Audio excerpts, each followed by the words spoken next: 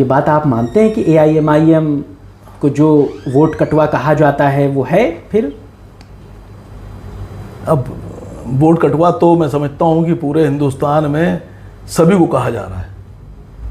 आपको ज्यादा कहा जा रहा है? नहीं, हमको नहीं कहा जा रहा है। आपको बीजेपी की बी टीम कहा जाता है। ठीक। जहाँ जहाँ मुसलमान मतलब MIM चुनाव लड़ लेती है वहाँ वहाँ पर चुनाव में सूरत हाल क्या होता है, ये बात आप खुद कह रहे हैं।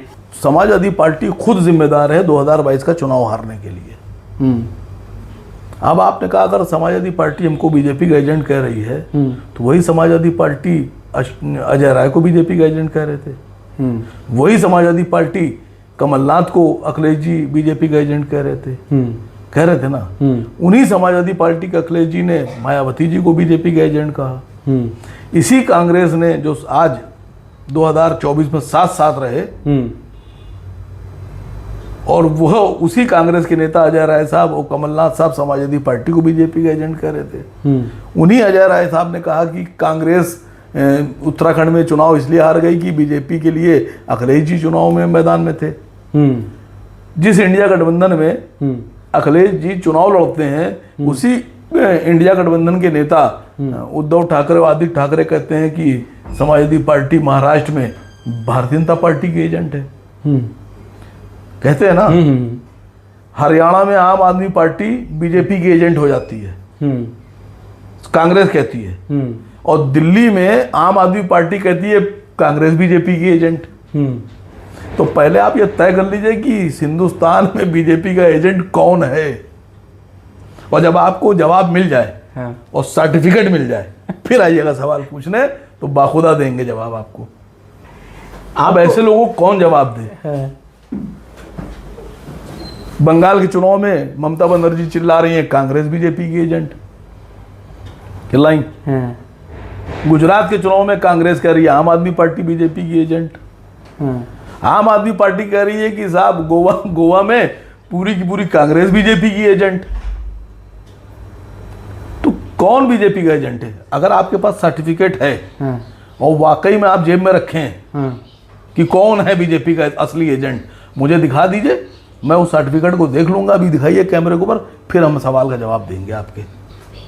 अच्छा, ऐसा क्यों होता है कि आम आदमी पार्टी देश में कहीं भी चुनाव लड़े कोई बहुत इशू नहीं बनता, AIMIM लड़ने लगती है फौरन इशू बनने लगते हैं? देखिए, भारतीय जनता पार्टी का जो वोट बैंक है, हिंदू वोट बैंक, उसके बाद पूरे देश में अगर कोई वोट सबसे ज्यादा वोटर है तो वो मुसलमान है, 22%।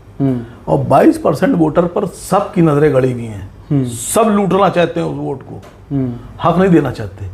हर आदमी चाहता है कि वो लूट ले उसको।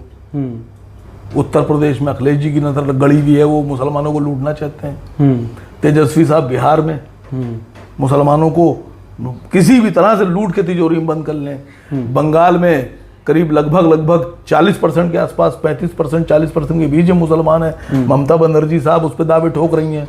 तो जो स्टेट पार्टीज हैं उनकी नज़र में कहीं ना कहीं किसी ना किसी तरह से मुसलमान का बंटवारा नहीं चाहते। वो उनको लगता है कि अगर असद वैसी खड़े हो गए तो उनका तो वोट बैंक छिन जाएगा ना, और उनकी सरकारें इसी पर बन रही हैं।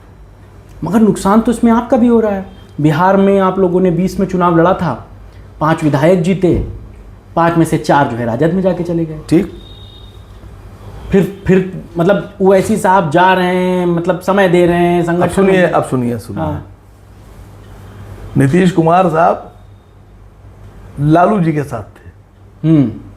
ठीक। नीतीश कुमार जी को लालू जी ने खूब मुसलमान वोट दिलवाया, भर भर के दिलवाया, और मुसलमानों का वोट लेके नीतीश जी चले गए बीजेपी में। और हमको बीजेपी का एजेंट कहा, इनको ना देना, इनको बिल्कुल ना देना, ये बीजेपी के एजेंट है, ये बीजेपी वाले हैं, यही तो कहा। हम 5 विधायक जीत गए। तो लालू जी ने जिनको मुसलमानों का वोट दिलवाया था वो सब बीजेपी में चले गए, यानी लालू जी फेल हो गए। यानी उनकी राजनीति फेल हो गई लालू जी की। और लालू जी और तेजस्वी जी हमको बीजेपी का एजेंट कह रहे थे। हमारे सारे विधायक किसके काम आए? राजद के। तो हम खरे उतरे ना, यानी सच्ची राजनीति हमारी है और नकली राजनीति आरजेडी की है। सवाल उनसे पूछिए ना जाकर कि कौन है बीजेपी का एजेंट, किसके साथ गया,